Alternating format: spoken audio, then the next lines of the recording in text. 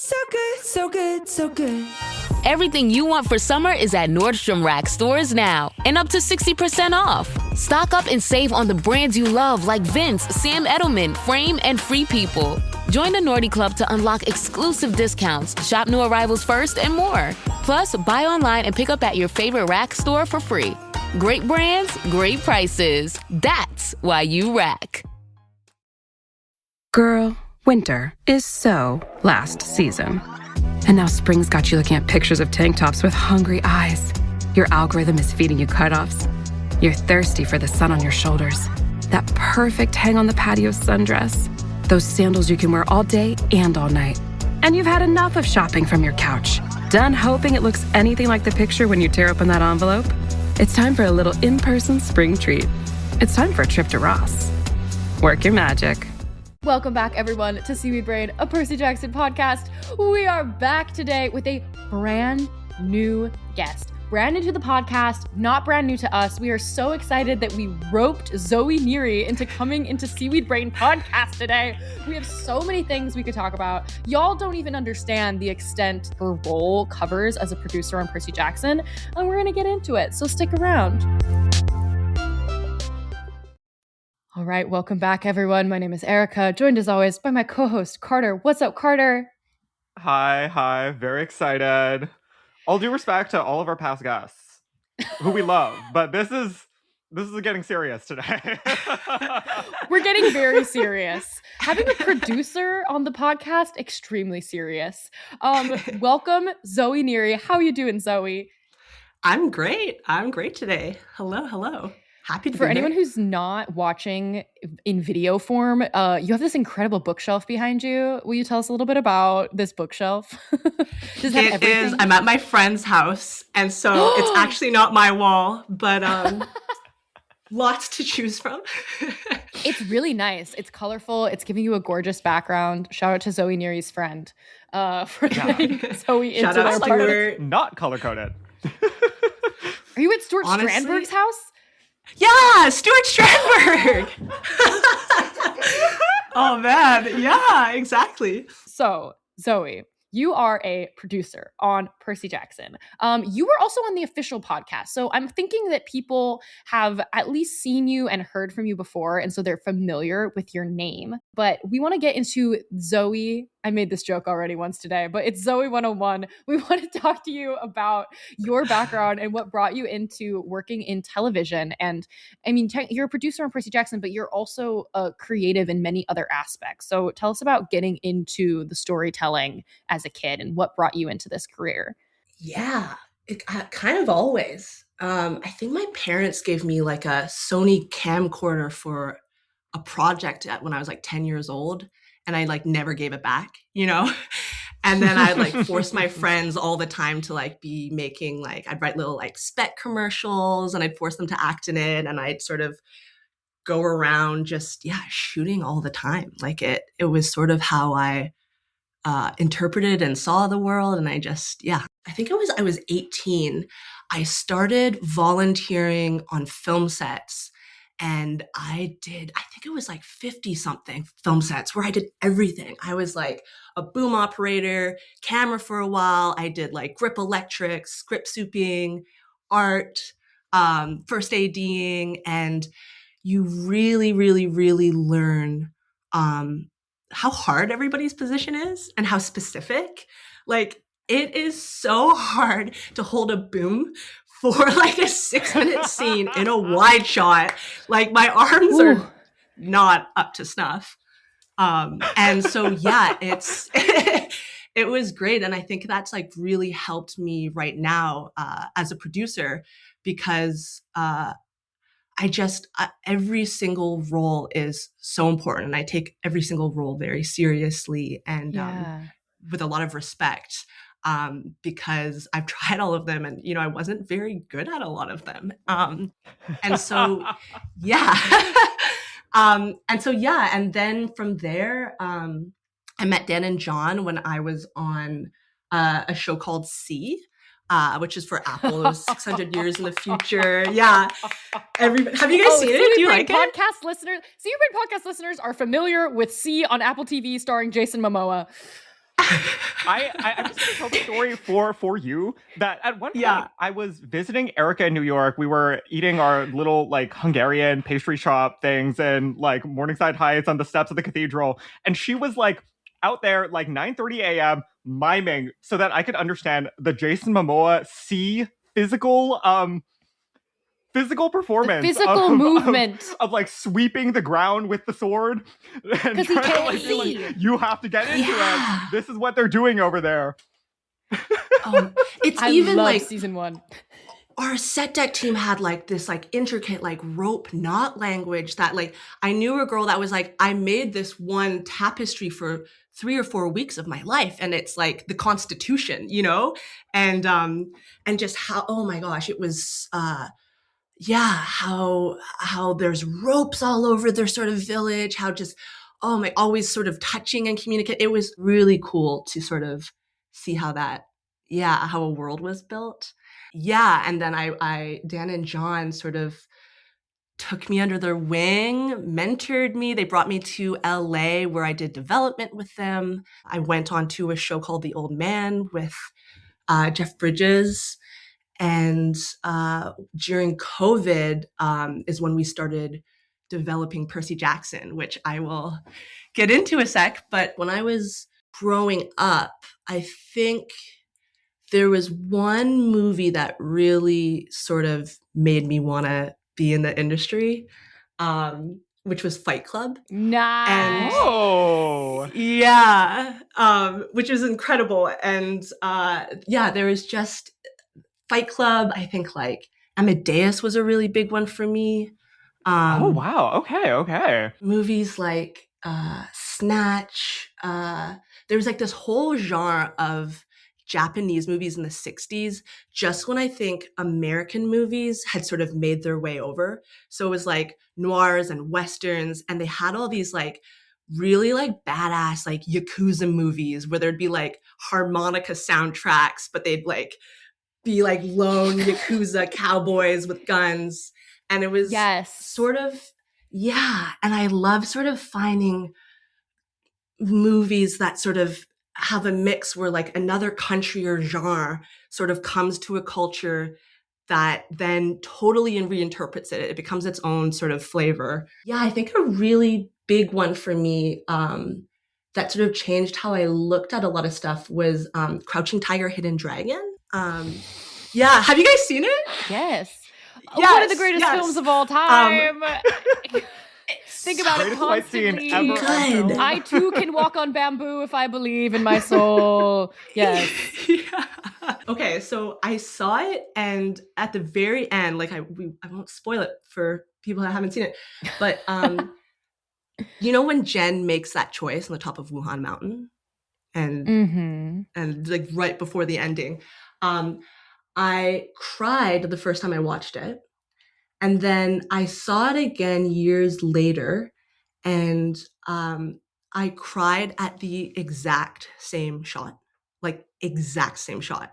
And so I was like, okay, I'm going to test this movie. And so I started testing it by 10 a.m. on a Sunday, midnight coming home from set, like 2 p.m. And I test it by watching it 40 minutes before that shot, 15 minutes before, 3 minutes before, because I wanted to know if the movie was so specifically good at not manipulating, but causing an emotion, if it could get me no matter what. And it got me every time, not the shot before, not the shot after, but that shot with the cello swell and the camera, it really, really, really made me appreciate how well a single moment can play in a movie. And, I also sort of really grew up watching a lot of commercials. And I think there's something so pure about being able to seed a single emotion or an idea in 60 seconds. You have 60 seconds to do that, where a person's going to remember it weeks later. Again, there is this one commercial called Thank You Moms. It was for the Olympics, Procter & Gamble, that Inarritu directed. and I get a single tear. No matter what, I'll send it to you at the exact same shot again with a mom that goes like this. It gets me every single time. And so yeah, again, just to be able to like pinpoint a single moment and pull a heartstring, just it makes me really appreciate the specificity, and bringing that into Percy. And like, that is a fascinating answer that I feel like is very, I think, micro-generational, where I certainly really relate to this idea of a commercial being an important unit for a serious filmmaker to work on. But I feel like even that feels like something that was very moment in time for me, like the time when like Inarritu and like Spike Jonze and all of these people would spend a lot of their time and energy being like, I am thinking about what, I don't know, a new pair of earbuds means for society or something like that, and how to capture that. No, it's so true. And Spike Jonze has such a specific, beautiful way of getting like loneliness across, I think. But yeah, Fincher came from that route as well, and Ridley Scott, and it really makes you precise. Like you when you don't have time, every single shot counts, and that to me is gold.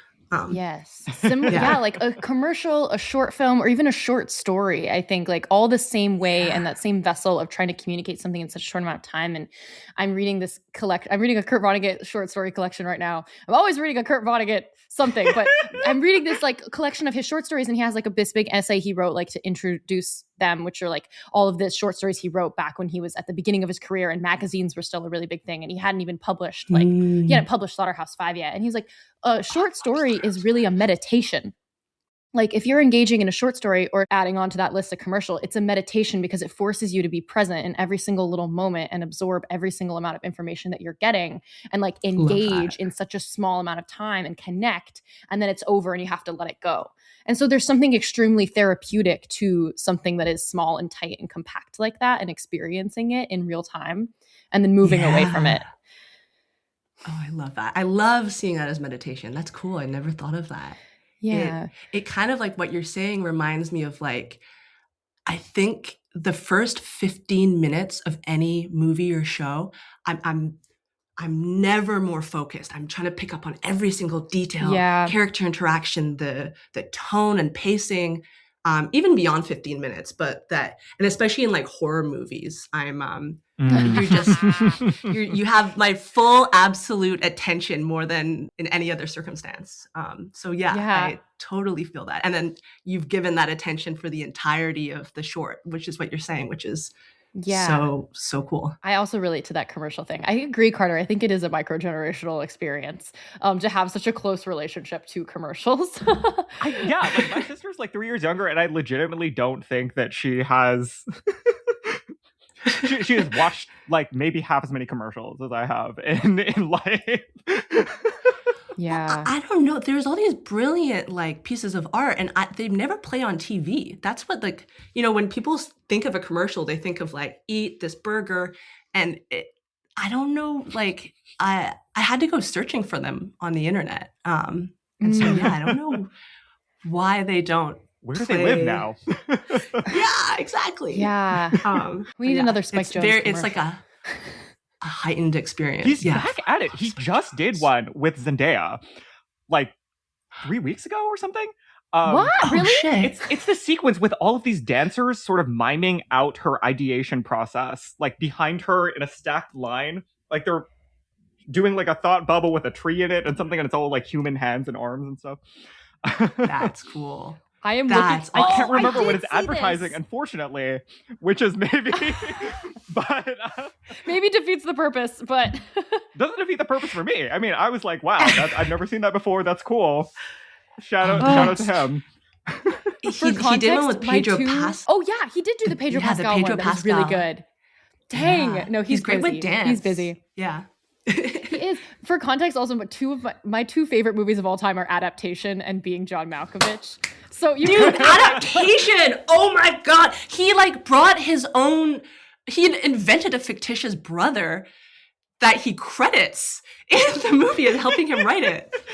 So funny. That movie is so meta on so many levels. I love adaptation. It's so good. I love adaptation. I love watching it, and I always fall asleep by the end because it's so long. And then whoever I'm making watch it with me, they're like, what is going on at the end of this movie? And I'm like dead asleep next to them while there's like a car chase and like drugs going on and Meryl Streep's naked and so good. It gets hectic. It gets hectic. I have a quote to share. That I wanted to read out loud to Zoe as far as like producing goes, and to talk about like all the different amazing things you do in producing. There's this famous quote Oscar Hammerstein II said about theater producers, and theater producers, definitely a different job to film producing, but similar in many different ways. He said, a producer is a rare paradoxical genius, hard-headed, soft-hearted, cautious, reckless, a hopeful innocent in fair weather, a stern pilot in stormy weather, a mathematician who prefers to ignore the laws of mathematics and trust intuition, an idealist, a realist, a practical dreamer, a sophisticated gambler, a stage-struck child. That's a producer. Love. I love all of that. Is this resonating?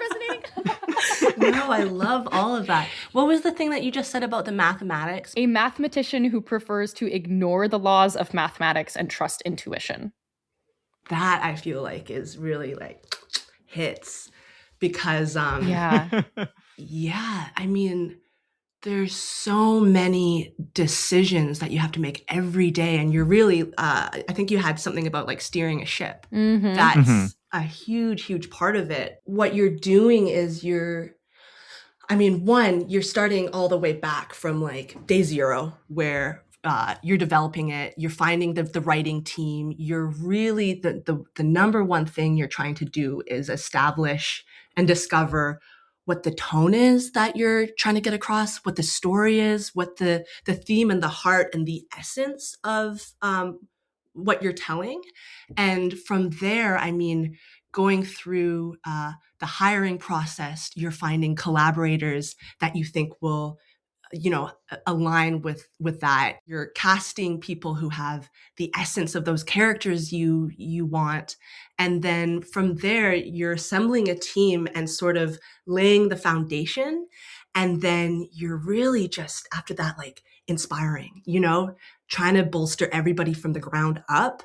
And it's almost like I was thinking about this last week, and there's a line in episode 4 between Annabeth and Percy where she says small choices, and he says that didn't seem small, and that when Clarice is about to just steer into Charybdis, but it's that really like struck me when I first read it, because that's exactly what sort of happens on a show. You're making a million choices a day.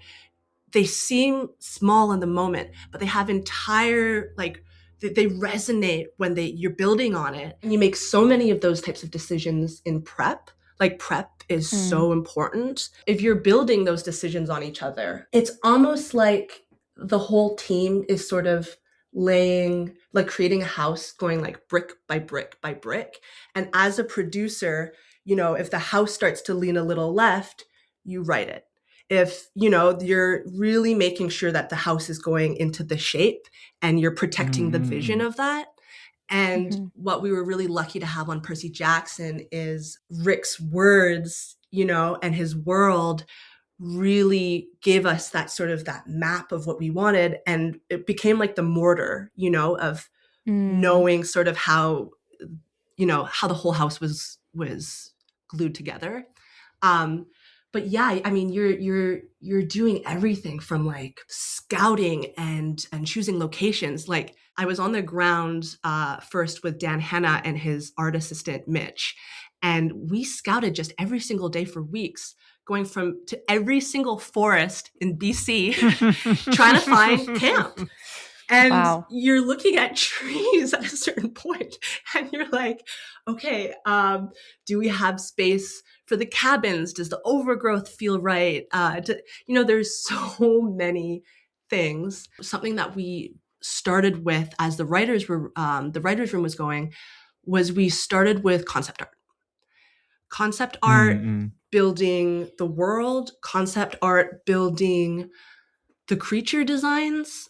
And because of that, you're really lacing in the tone that the groundedness that you want from the get-go in a visual way. And then that would reinform the writing. Like an example of that at the beginning was the Minotaur. I mean, one, we were having questions like, is it quadrupedal or bipedal?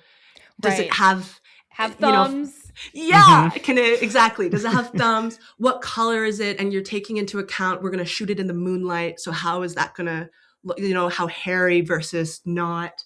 And then something that we sort of kept coming back to is we didn't want to make it so scary that viewers, especially younger audiences, wouldn't want to continue watching.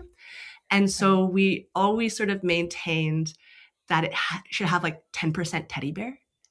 And what we sort of, like an example of that is, he's big and scary, but like when you look at a dog when it runs into the ocean and then it comes out and it's like shakes off its fur, we wanted to give the Minotaur that type of quality because it's something that you recognize in a day-to-day way. So it's not this like entirely foreign thing that you're completely scared of. And so, that was sort of something that we discovered in an early process of like how we wanted to ground, creatures that then sort of made its way into the fabric of the show. And same with like the underwear, you always want to have the fruit of the loom white undies. And so it was like trying to keep details like that across all our props, set deck, costumes from Rick's tone of voice that could then, also stay layered and textured in the worlds that we were building. I'm curious if you have thoughts on how the switch from volume to practical sets, and also as largely like from, a VFX based creature to like a creature that is a lot of costume makeup and then VFX layered on top of that, like for the Furies and the Sirens this season, how that switch in like mechanics of creating these creatures and these monsters change. Does it have an effect on the tone?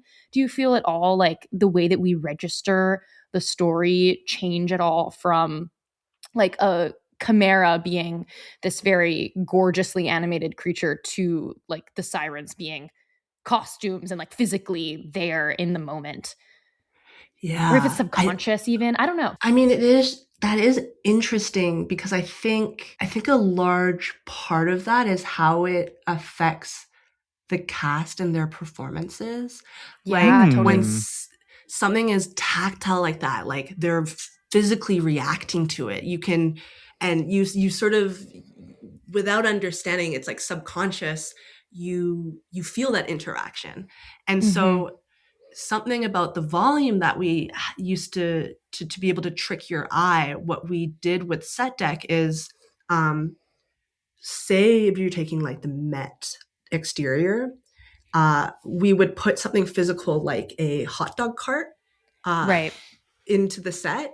And then we would put a hot dog cart into the volume screen so that your mind is tricked into seeing the real thing. And then it's duplicated. So it feels like the perspective goes on. I think cast did prefer having, real sets. We were like in the elements. We had like fog. It was cold. We had like water cannons on the ironclad. And I think that worked really well for us.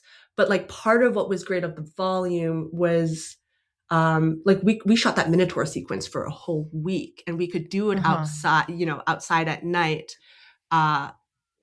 without sort of tiring Walker, because it was on the stage and we had, we could shoot during the day. And so logistically, it was helpful. And it also, because the volume you had to start prepping it so early, like creating the actual worlds took months. We were building like different skies layered, like we layered like 4 skies at the Ares fight on the beach. Yeah. And so I think it helped us understand really early what we wanted, but there's just a little less like lateral movement that you could do. Yeah, a little more planning in the early stage and a little less improving when you get there, like not as much wiggle room. Yeah. This feels like it might be counterintuitive for people that a computer designed visual might be less flexible or would require more rigid pre-commitment. But that's an interesting piece of information about like how ossified the plans need to be at what phase. Yeah. And it seems like it would be helpful even for when the kids are younger and like when things need to be more specifically scheduled out to have the volume. And as that schedule becomes a little more lax and you have more playroom to improvise things and change things, then it becomes like you can rely on the practical stuff a little bit more even. It's true. And it's funny. This is such a... the ceiling goes to a certain height and then there's little mini cameras and you have... And so when the cast is shorter, you can do up angles and you're not shooting into the ceiling. But when they get taller, when you're doing like low angles up, you can see it. That was actually something we thought about. And same with, so what's really interesting, the wall is connected to the camera. So when the camera moves, the perspective and like the parallax moves with it. And there were a couple casts that were like, we need a Dramamine because they're focusing on somebody right in front of you. Yeah, the world is just... Ready to soundtrack your summer? With Red Bull Summer All Day Play, you choose a playlist that fits your summer vibe the best. Are you a festival fanatic, a deep end DJ, a road dog, or a trail mixer? Just add a song to your chosen playlist and put your summer on track. Red Bull Summer All Day Play. Red Bull gives you wings. Visit redbull.com/brightsummer ahead to learn more. See you this summer. All new drinks are now at McDonald's. With refreshers like the Strawberry Watermelon Refresher and the Mango Pineapple Refresher with popping boba. To crafted sodas like the Sprite Berry Blast with berry flavors and cold foam. Who knew ice cold drinks could be so fire? Try them all now at McDonald's. Refreshers contain caffeine. Copyright 2026, The Coca-Cola Company. Sprite is a registered trademark of The Coca-Cola Company. Yeah, just the whole world is moving. It's moving out of the corner of your eye. Yeah, it's like a Universal Studios ride where you're in like a box and you're looking at the screens and you're moving around. Those, oh my goodness. That's so interesting to know that if a show is shooting on the volume and like half the cast is on Dramamine and you're wondering like why people seem sleepy, that's the behind the scenes realness. Because Dramamine will knock me out. Like, oh yeah. That would affect my acting. I'll never forget them talking on Disney Plus about the Mandalorian helmet when shooting on the volume and like when it was first becoming so prolific that they had to like have a ceiling because otherwise the helmet of the Mandalorian was going to reflect all the lights on the sky, which are not actually there practically and realistically. Yeah, it's true. And you know what? Sometimes too, like you assume on the volume that you're always going to have, the world there, but like for the Minotaur sequence, as an example, but just in general, sometimes we'd actually just turn the whole wall into a blue screen. So it would become a visual effect background anyway, Yeah. Which was great because you could do it at the snap of a finger, but it, we did use it that way as well. It wasn't always, for the world, but, it's the change was very interesting, but I think, whenever you're dealing with practical stuff, I think it ages better as well. Like if you look at movies that had heavy VFX versus movies that were more practical, I think we'll see in 20 years, Totally. You're talking about, like as a producer, like having to really distill like the tone and the world building and like understand that vision and help guide everybody into it. I feel like from season 2 to season 3, really big tonal shift. And I'm not going to force you to talk about season 3, but I'm wondering like from season 1 to season 2, like not as much of a tonal shift, but still it's a different book. It's a different time. And like we said, there's all these logistical things that are different about how you're shooting. Like what was the idea, or was there much of an idea about a tonal shift between these two seasons and these two different summers at camp that like we were focusing on and guiding people towards?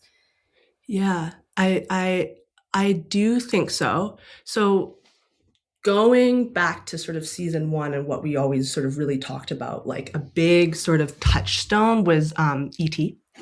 And part of that was because, you know, you have these huge sort of worlds that you're building. And, you know, because Rick was wanting to cast age appropriate, which I think is like one of the best decisions of, you know, like that is what makes the show what it is.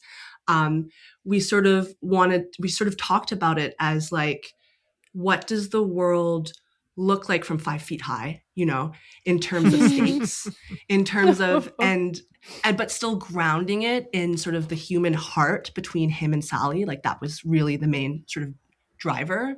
And yeah, and then also like, how do you physicalize a tone of voice from a script? Like, how do you build that into like the textures of the world? That was something we also really considered. And also like Percy's I Want song, which is like, if you look at like Disney princesses and stuff, they always have that I Want song. And so you Seated Brain listeners better know what an I Want song is. If you don't, we have failed you for years. Please continue.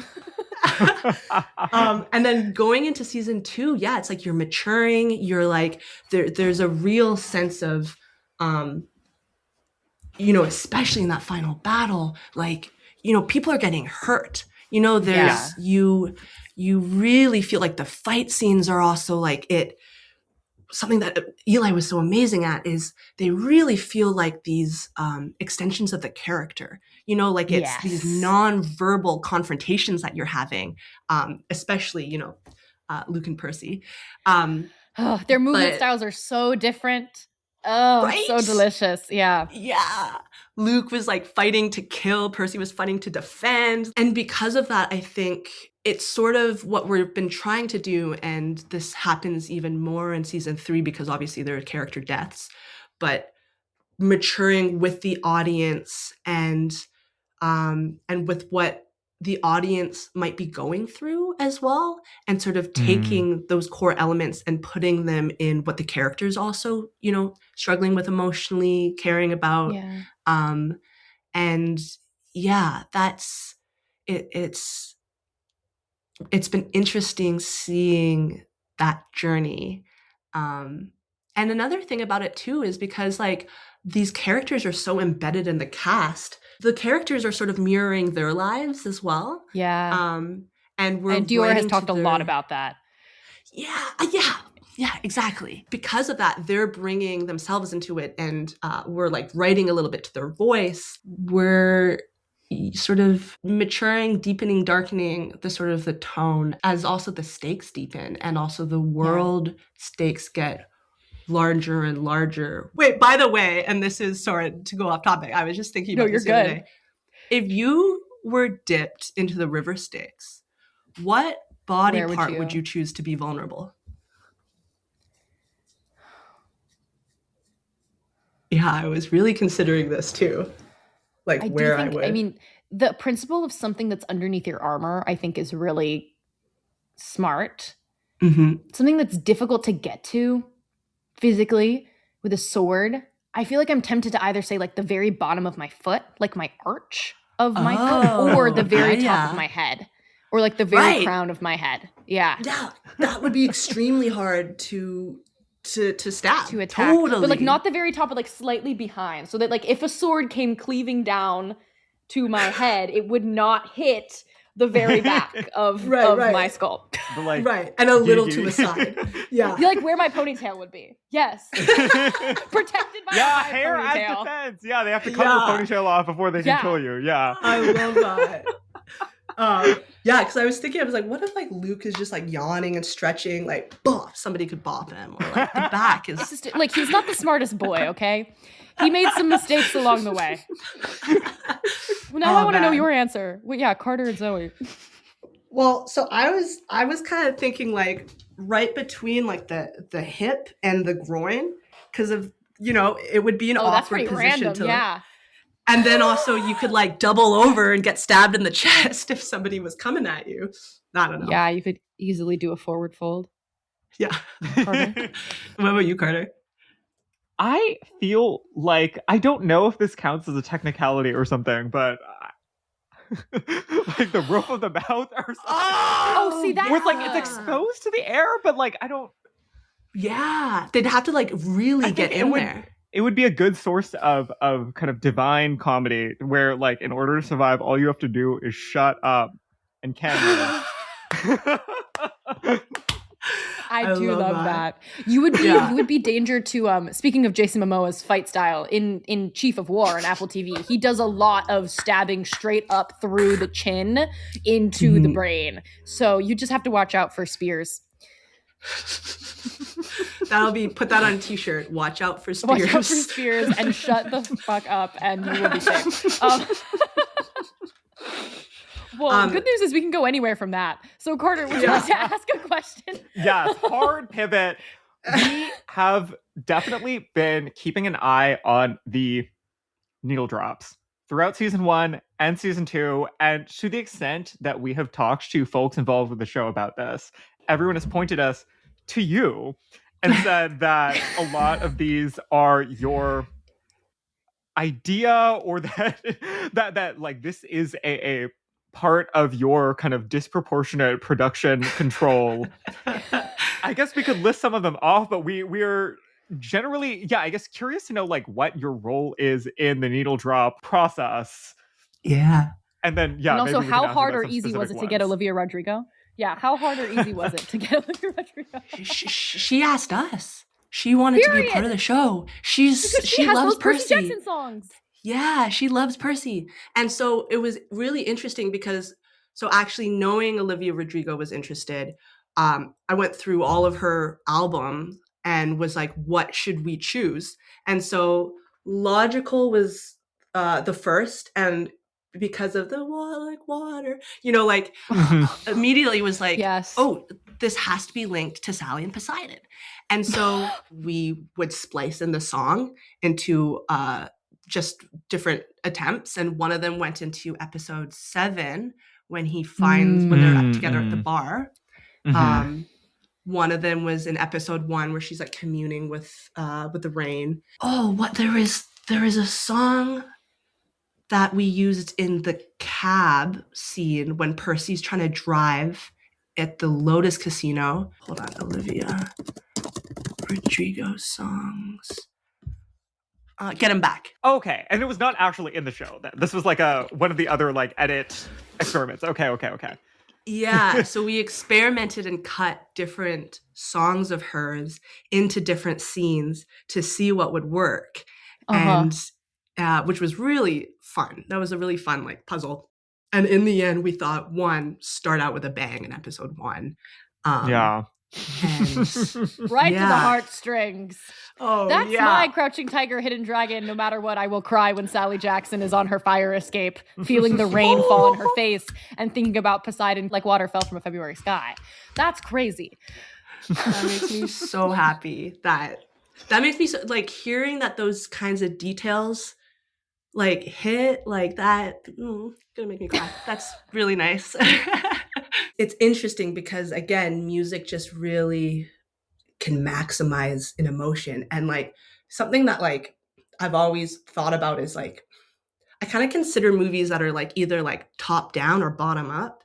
And like, as a producer, you have to consider every single, like, what is like the character arcs, the theme, the like, the story purpose, the color palettes. You all think about that top down so that the audience can experience it bottom up.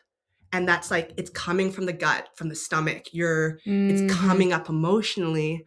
And I think like what you're saying, it's like, that's part of it, is like when you choose the perfect song that goes to the core of what the characters are feeling, and like you have dissected the characters enough that like, and the cast is living it, like there's that like raw honesty, the audience can and that's the goal, Yeah. Yeah. I feel like you've also done a really good job, and this goes to the Olivia Rodrigo of it all, of balancing out like how much life outside the show and cultural baggage is infused into the song, and unleashing that very tastefully, where like I feel like Logical is not like a song of Olivia's that like plays on the radio all the time. So it feels like you can both have her like her stamp and her voice be a part of it, but also like infuse it organically into an emotional scene. Whereas the needle drops for things like the Dua Lipa song, Cake by the Ocean, felt really like, no, the point of this is you did hear it on the radio, like whatever, on repeat when you were at the water park in like 2018. And that is what actually needs to come to the front of your mind as we're on this cruise ship or whatever. And I don't know. I guess the question is like how do you think about that? Because the show is also like, and the other piece, of course, is that you're balancing that out with the like amazing, incredible, lush orchestral score. And generally, like there aren't that many of these like famous singer type of drops. So I guess like how do you balance these things that and like exercise two very different restraint? musical languages? Yeah. Totally. And it's hitting audiences in different ways, where part of it is, like what is going to draw the audience in, whereas like the score is trying to really undertone like the speak from more of the emotional side. Sometimes you do just want the bop, where like audiences can get into it, and we'll always try and have a few popular moments like that for people to sort of, because part of that makes the experience a little bit more like viral, or like but part of it as well is that we want to make Percy feel more timeless. And so obviously like from the books there's no like cell phone use, and so the more modern songs you infuse, the more you sort of date it. And so we're trying to also keep that balance where it's fun and there's like beat drops for modern audiences, but you're not going to watch it in like 5-10 years and think like, oh, this is very much a show from this time. This is really interesting. And I think when people colloquially talk about producer brain, I feel like everything that you were describing just now is the type of complex negotiation of all of these different things that go beyond just like, what do I want to see, but also like, how do we balance this against all the other things we want to do? And how are we thinking about all the different types of audiences that we're serving? And I get I'm wondering like how when in the process, I guess, and also how are you specifically individually thinking about balancing these things? Like how much, as you're talking with somebody from a particular department or working through a scene with a writer or something, thinking about like these questions of budget and audience and marketing. And making sure that the show can get made and like pay everyone's paychecks and find its audience and do all of those things in addition to being the story that you want to tell. I feel like that's the part of the quote that's like an idealist and a realist. You have to be both at the same time. Totally. You have to like hold the North Star, but also know that, what will cost more. Okay. You have to like make payroll. You have to. I'm sure there's times when you have to be like a bad guy, like quote unquote, right? And say like, this isn't possible. No, it's, okay. I have, lots of different ins to this question. I love this question. Just quickly with the marketing first, we have an incredible team that's like marketing, franchise, experiences. And part of what, this is like a 4-quadrant show. So it's like adults and kids. And oh, yes. Part of, we just did a whole episode talking to a mother and a daughter because we were trying to address this whole 4-quadrant thing. And we wanted to hear about kids. And then the episode that will be coming out after your episode the following week will be the quadrant of people who have never watched have never engaged with the material before. So we're gonna be chatting with them as well. That's cool. Anyway, I love that. I heard the sirens was a scary thing. Yeah. But so also, have you heard the term AWOK? AWOK? adults without children or adults without kids. Oh. At first, I didn't think it was real. I woke up to this blinding light, and I was transported to another place. Pluto TV.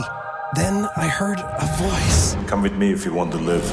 There were thousands of movies and shows, and they were all free. Truth is our It's just so beautiful. On Pluto TV, free streaming of Terminator 2, Fringe, Arrow, The 100, and The X-Files may cause excitement, loss of sleep, and sudden belief in extraterrestrials. No credit cards or alien encounters necessary. Pluto TV. Stream now, pay never. Bonjour, compadre. It's the Priceline Negotiator. How do I negotiate so many great travel deals? My greatest gadget. The Priceline app. It's got hotel deals, flight deals, rental car deals, all of those deals in a bundle. Deals, game day deals, concert trip deals. No one deals more deals than Priceline. Hold your horses, there's more. The app lets you filter hotels by neighborhood, vibe, star level, and amenities like pools and spas and beachfronts and... Wait, I'm not done. Stop cutting me off. Priceline. That's a whole I guess category. that's us. Oh yeah, it's a whole thing. But I think, depending on your sort of age, you sort of want to consume entertainment in different ways. Like, I think younger audiences, like kids, are told for the majority of their day what to do, like go to school, go to bed at this time, eat dinner now. And so they, I think, typically like to consume entertainment actively, like taking part in something. And our marketing team has been amazing with having like the Getty Museum, where you get to do like treasure hunts. We developed Fortnite, so you could actually like enter the space and like live in camp. And there's so many facets to what lives outside the show that is able to engage people that way. And then I think as adults, we make so many decisions every day. We want to have more passive entertainment, I want to just sit as a viewer and just like take it in. And then I'm, and so I think there's like access points for everybody at different levels, how they like to consume media, and again, like trying to drive fans. Like when we did Fortnite, our VFX team did 3D scans of like all of our locations, our props, our actors. And so we have like an entire sort of library of fully accurate, things that we created that we can now hand off. So much of like the books are like live at camp, and it's like that wish fulfillment of like being at camp, like who would be your godly parent, and sort of that community. And as a story, you want to get on the quest sooner. You want to sort of go into the thrust of the story engine that you've created. And so what's really nice about like what the team did with Fortnite is you have that experience now accessible to you because the cabins are fully real. You can go in and interact with your friends. You can go on adventures and, that are specific to your godly parent when you're claimed. And so I think what our team has been so good at is sort of really identifying why different people like the book or the show, and then expanding on it. And so, I'm trying to think, Carter, what was the other part of your question? I had so part of it was about reaching people, and part of it is about, being the boss, having being like a trade-offs, having to be the person. boss. I'll say, so something like, you do make a million decisions and have a million meetings in prep to make sure that what is you're shooting on the day will be accurate to the vision. Basically, okay. Number one probably is to protect the vision. And part of that is like when you enter a day, I'll talk about a day on set. When you enter a day on set and you're about to do a scene, you have to know the number one moment that you're protecting. Like, what are the 2 to 3 key beats that if you can't shoot anything else in the day, you got that. That's the scene, you know? And to me, those are the moments of change, like the thing that sort of shifts the direction of the story. Like it's like a character revelation, like information reveal, like that makes into it like there's like a turning point. If it's like even like a pace change where there's like a sense of like urgency that suddenly, you know, undertones the next section. And if you can identify that, like sometimes like we got like 20 minutes and then we're like losing the light, you know, or as minors, you know, we have to be really diligent about getting Walker and Leah off the clock at a really certain time. And so sometimes we have like 15 minutes to get their coverage. And so it's really knowing what you need to know, like when to move on, to know like, you know what? Yeah, we need like 2 other shots, but this is the moment. This is take the time with it because we know that this is the thing that the scene is going to live and die on. And sometimes like a lot of that's also like knowing the edit in your head a little bit. So like if Percy has a line and we know that's the line that we want, but we're like in a wider 2 shot, don't waste his performance. Don't waste your time getting it. You're covering the scene because we know in like right after lunch, that's when we're going to sit in the close-ups. And that's where you want to really take the time to put the extra dolly in, you know, like you want to really tweak the lighting. And so, yeah, knowing when it'll play and also knowing, for me at least, I feel like a lot of like moments of change don't happen on the line itself. It happens on the other character's reaction to the line. Because as an audience, then you understand the emotion you're supposed to be feeling in that moment. And so much of it is like really being dogged about, you know, knowing what to protect that day. And you're like, because of that, like the day is so fluid. Like you guys talked about this with pretty much everybody that came on the podcast. I have ADHD. Like it's so much easier to like juggle 100 things than juggle 2 things for me. Yes. And it's like problem solving at like a million miles a minute. Everybody on set has a different puzzle piece that they're trying to make into one tapestry, and we're doing it all together, which is so cool. I thought you were going to say everybody on set has a different variation of ADHD and we're doing it all together. Yeah, literally. It's so true. And so, I mean, to answer your question, Carter, it's like when you know when to say no, but it's never out of ego. It's never because it's like, this is what I want. It's because you know what the show needs. And it's like so much of a respect for the vision and the story, and everybody on set has that respect. So everybody's driving towards the same goal. Everybody understands that yes or no has no implication on what they're doing. It's what the story needs. And like something really special about Percy is we've been so fortunate that the crew keeps coming back. And it's huge because like on other shows you'll like live with these people for like you'll live with this family, this crew for like 8 months, and you spend all day with them. It's like 12-hour days. On other shows I've done like 16-hour days, not on Percy. And you suddenly you wrap and everybody just goes their separate ways, and you've lost that family you got to know. And on Percy, the family element keeps building every new season. We've shot 3 seasons now altogether.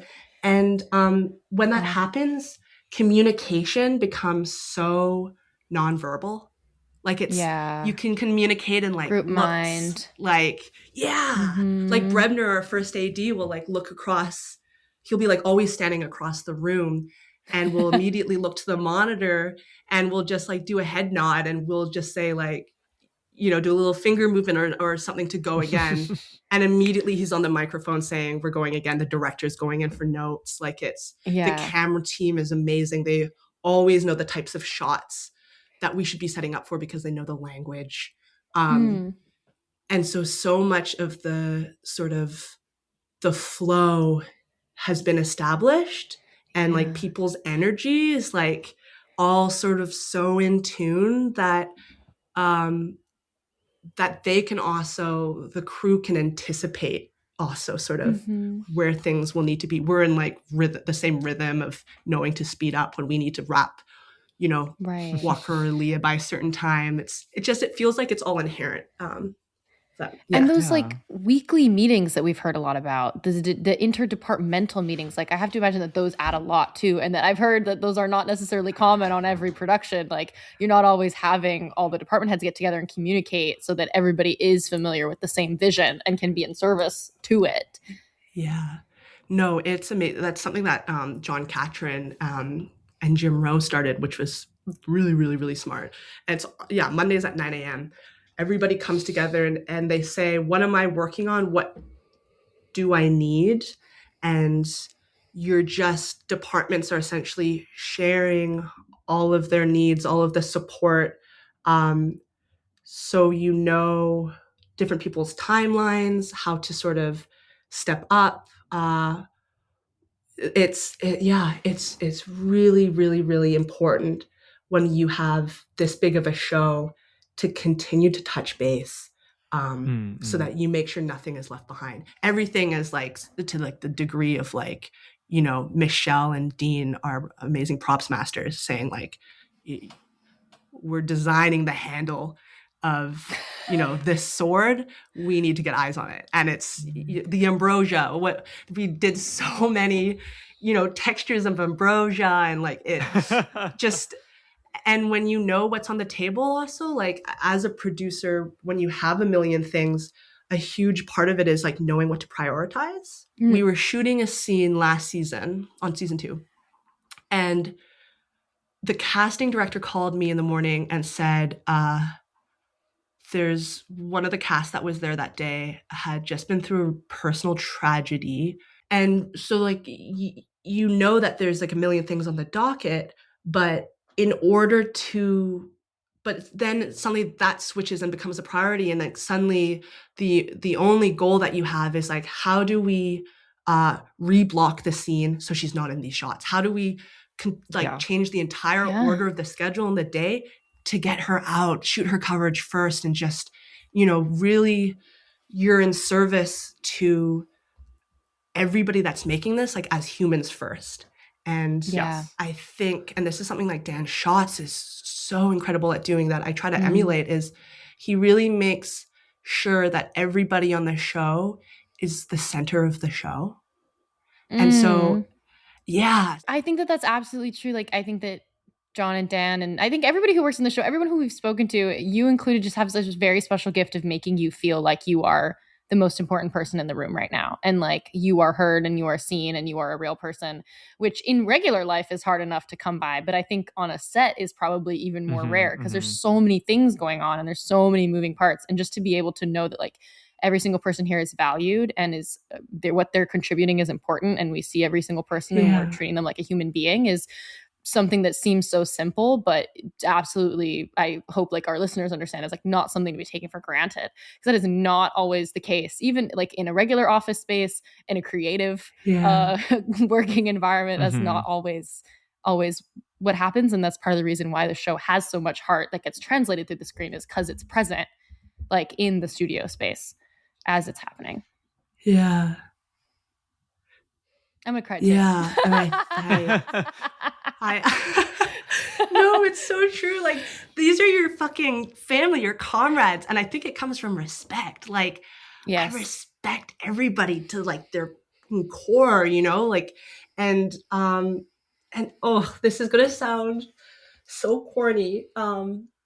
Shout at me if it is. Corny's nice. Corny's good. Like earnestness. We need more corniness. Grouch as a society. That's what I'm saying. People are afraid of being corny. People are afraid of being cringe. Like, we have to embrace it. We have to remind the kids it's okay to be corny. Chop and Unk. 100% corny. Corn dog coming. Okay, so I like a year ago, I like heard of this thing where apparently when you start to fall in love with somebody, your heartbeats start to sync up and the rhythm of the way you breathe starts to like match. And this is just because I'm like a diehard romantic, like I consider that like, imagine that with like 100 people. And I think that's why it's, you know, you feel like the team is just like a part of you because you're all doing the same thing. Like, and not only that, you're all together at like 10 p.m. in a forest, rain, in the cold rain in like December in Vancouver, or like the Poseidon cabin, by the way, very cramped when you're like trying to fit like 25 people in there. Yeah, it's. And the lights aren't, you're like sweating on each other, you know, like you start one to big become organism. Exactly. And like you want, when people are a part of you like that, you all carry pieces of each other. And so you all want to make sure those pieces are like held and cared for. And at the end of the day, people are making this. So people always come first in my mind. Yeah. Yay! Everybody clap for Zoe. I think that's such a beautiful way to kind of wrap this conversation about being a producer and like what your role is and how you see the organism that you're a part of. And I guess like if you have a couple minutes, like silly final question for you, if we can close off on like a little epilogue, is working with animals is also on your list of bullet points of things that you do. And a lot of animals this season. Obviously we got horses at the chariot race, but the thing that we haven't really gotten to talk to anybody about yet are the sheep. Nobody's talked about the sheep. We have not gotten to talk about the sheep. We have not gotten to talk about Walker and Leah crawling on all fours and going bah, on location with the sheep. How great was that? Incredible stuff. So the sheep was really interesting because you would think that like finding sheep is like the hard part. It's like you found them, like that was all great. What was harder was finding a forever home for the sheep where the farm would guarantee that they would have a good life, that they would be well fed and taken care of, and that there was no slaughtering that would ever happen. And this is what's insane to me. You said that this involves funding animal room and board for the rest of their life expectancy for every animal 100% who works. They have better union benefits than I do. What? These sheep are living luxuriously. Yeah. Canadian sheep, nonetheless. Of course they have health insurance. Do you know where they are now? No, literally. Yes, we do. They're in the Okanagan, which was close to where we shot. But yeah, they're fully paid for their whole life expectancy. They're taken care of, and that's something that's really, really, really striking and impressive to me about the extent that like Disney really makes sure animals are taken care of. And so even like I mentioned, like we had crab wranglers on set for the shot of the helmet when Stavros is, killed. And they were very carefully placed of like, don't drop them at too high a height, like put them in so they scrabbled this way. And we did so many takes of like, okay, that crab went left. Like we want to make sure he goes right in this time, we had crab acting. I didn't realize those were real crabs. I definitely thought that those were CGI crabs. Oh no. How long do crabs live? Crabs. How long are you taking care of those crabs for? That's a great question. I don't know how long crabs live. They were like this big either. Too. Yeah. Oh man. And the guinea pigs, I know I talked about it with Arian about, how we fed them carrots versus kale to get, different eye lines. But we blocked the whole scene a certain way. Like Blackbeard is at a V at the, with the other guinea pigs at the prow of his ship, but then we got, yeah. But we got an email from our animal coordinator like a few days before saying, we need to take this seriously. Pudding and Mocha, Blackbeard and one of the other guinea pigs, they fight. And so they can't be next to each other or they will fight. And so we actually, for the drama of those two guinea pigs, we reblocked the scene so that Pudding would be up top so that he wouldn't have any interaction with Mocha. Drama queens. Reblocked the scene. We reblocked the whole scene. Divas. If you're a diva, more you're than a diva. any of the actors. Yeah. No, it was fantastic. Wow. Yeah. I'm just thinking now about how long parrots live. Wasn't there a parrot in CC's 2? Parrots live for like 100 years. That's a lot of rent and food. And luckily, I think we have for when it comes to a lot of other animals, we'll outsource to people that own those animals, and so they're gonna they take Handlers. care of them, and they come to set and work with our wranglers. Oh, but something else I want to talk to you about. There was one character that we started developing in season 1 that we like wrote in, and we did a lot of rounds of concept art for that we didn't end up putting in. Can you guess? It's somebody at the very beginning of season 1. Well, we had Nancy. Oh, wait a second. Argus. Is it Argus? Yeah, Argus. Literally Argus, because we had to like then talk about like how big or small were his eyes, how wide apart from each other, how deep set, and also like what face shape would you want? Like a rounder shape, a more square shape to hold all these eyes? How far down the body? Deep set is so. I've literally never thought about Argus having an eye socket for each of the eyes. Exactly. Like, is there a socket in the cheek? Yeah. Is there a socket on the nose? Is it just flesh? Like all of those questions considered. And then in the end, it like gave us trypophobia. Yeah.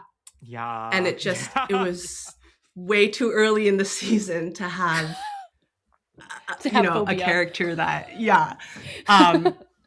and that is like, so we decided not to carry on with him, but I think that's also another trait of John and Dan and Craig and Albert and Rick and Becky of knowing when to say when, like as a producer. Yeah. Great, we put resources into this. We really tried, but you have to know when to call it. And that's like another thing a producer really has to like take to heart. And as a leader, knowing when it's like, this is putting too much stress on the team, like building this set is putting way too much stress on the team where it's actually taking away from 4 other sets.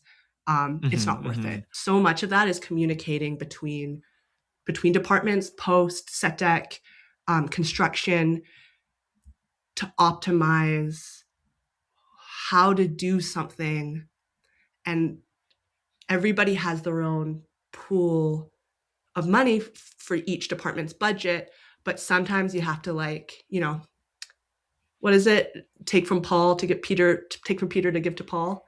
And so a lot of producing is sort of understanding if you change this aspect of a build or an idea or a plan, it's going to trickle into post-production. It's going to trickle into these 3 other departments. Like if you walk into a location and the location is a lot more expensive than another one, but you're going to have to fully set dress it, the set dress budget is going to be so much higher that will, outweigh the cost of the location. So you want to actually go to the more expensive location. There's so much to look at one way, you're going to have to VFX the background. You don't want to do that. And so really understanding what the cost benefit of each decision requires is also another big sort of producing thing. Mathematician who ignores the logic of math. Yes. Whose instinct drives, which is true. It's all instinct. It's This is what we feel will be best. No. Yeah. Girl math, if you will. Girl math. I love girl math. Girl math. I totally lied because we do have a last question for you, which is the question that we have been really bad about remembering to ask people lately. But, it's a simple one. Do you believe Percy Beth is the greatest love story ever told? Okay. Okay, so I have opinions. I love this. Yes. I think love comes in so many forms, there's like familial, there's platonic, there's romantic, spiritual, like selflessness.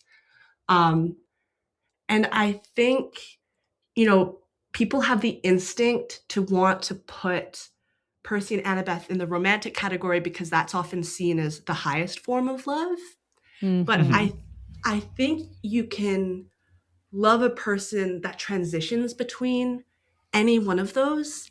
And I think you can, like, if Percy and Annabeth love each other in a way that, right now is like platonic at 90%, that's still higher than somebody who might love another person romantically at 10%, And I think what they have, and part of what I think is so incredible about the two of them is I think they can anticipate each other's needs or what the other person will see or think or do better than they can themselves about themselves, because they're paying more attention to what the other person's reactions to a situation is, to the other person's moods.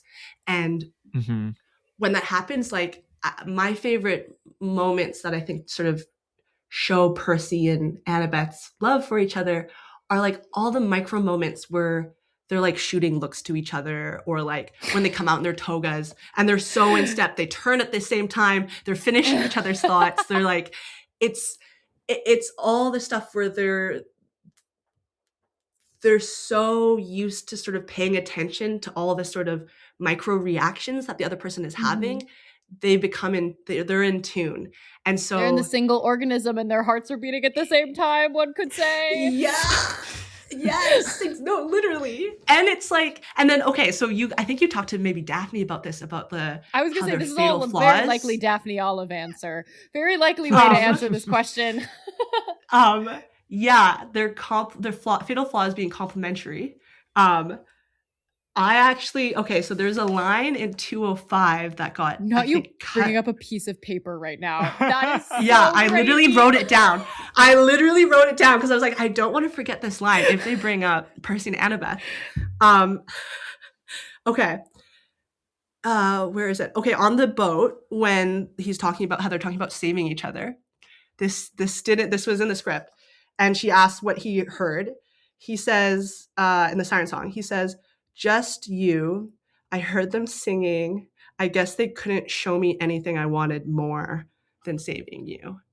And to me, that like really nails it just nails all of it. Yeah. Just how they could only survive all these trials because they had each other and because they fit together like this. And yes, that love, I think, is shown in so many forms. And I think that's the beauty of it. You can slide into different sort of versions of love at a high level, and it doesn't have to be romantic, but it's still there, I don't know. I deeply appreciate that is still, no, that's the whole point of the podcast. And I deeply appreciate how that's still the subtext of that moment, even if we don't hear that exact sentence. Like, that is still what that moment means and how it read to, at least to us. Yeah, and to most of the people we have spoken to. Yeah. Yay! Yeah. Thank you, Zoe. Thank you for offering us your unique insights as keeper of the vision and of the story into Percebeth specifically, as well as so many other things, and sharing with us what it means to be a producer. Would you like to tell people where they can find you on the internet for some behind the scenes posts every now and then? Oh yeah, I have an Instagram handle. I don't actually know what it is. Hold on. I can find it. I gotta look it up. It's _Zoë Neary. Yeah, that's right. There was a Zoë Neary, and I'm like, okay, I'm the Zoë Neary. And then I have a. You showed that, yeah. Yeah, I'm not gonna put a number. It's me. And then I have a website, I guess, zoeneary.com. But yeah, just wherever, man. Find me wherever. Thank you all for joining us. Everybody say thank you, Zoe. Follow Zoe. Go check out zoeneary.com at @the_Zoë Neary. And we'll talk to y'all next week. Bye, guys. Bye. Bye, all.